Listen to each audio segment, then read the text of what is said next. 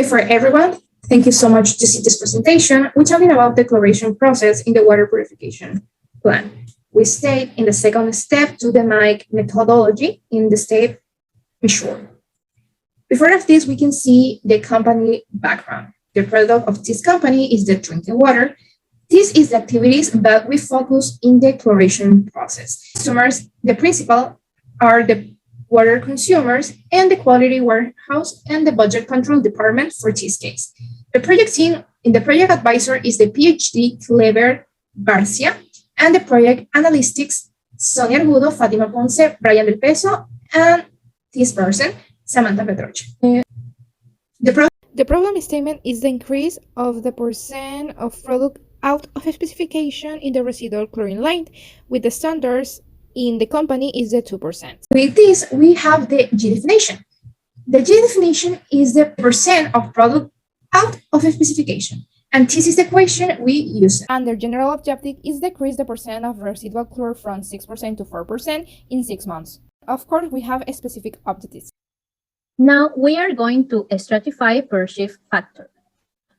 Shifts are the groups of schedule of the working organized as follows.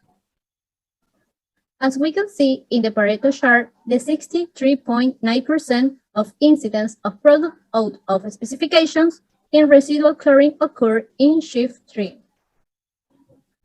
So the focus problem statement is, since April 2019, the Guayaquil water treatment plant has increased its percentage of product out of specification average in residual chlorine to 6% during shift 3 of line R2 of the chlorination process, registered an increase at 4% being the company's standard 2%. Regarding this part, the process can be divided into 3 stages: pre-chlorination, disinfection, post-chlorination. For a better visualization of the activity that act in the each stage of the process map is shown and together with their added value indices. Thanks to this, it was possible to say that it has activities that add, inspect, weight, and transport.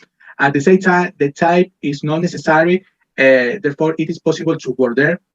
On the other hand, the bottleneck will be the dosage, and the high-end factory will be that the operator must be from his job to the dosing machine and vice versa, and the approximate calculation of the dosage. For the data collection plan, first we have to know the process for data collection. We begin identifying the variables, design the template for data measurement, determine the sample size for measurement, take the data in random hours, and a statistical test of data. So here we have the template design and the sample size. That will be 63 samples for the respective data measurement.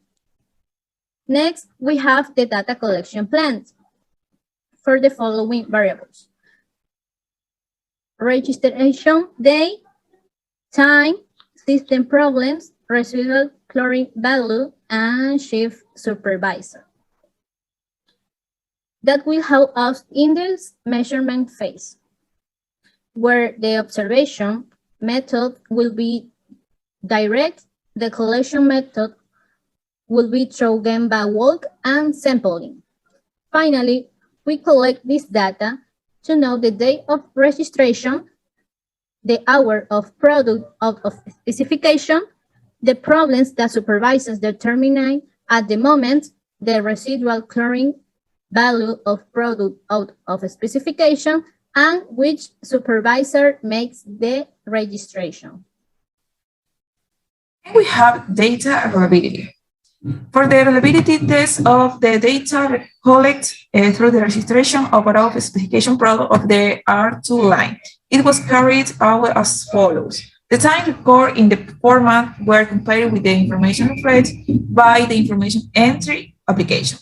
Every day, a random comparison was made by the laboratory and what was recorded by supervision. Then, process analysis. First, stability analysis of product out of specification. The null hypothesis is the data follow a normal distribution. We can see of value P of data is greater than significance value. 0.064 is greater than 0.05. Then the null hypothesis is not rejected. So the data follow a normal distribution. Data of chlorine residual in shift 3.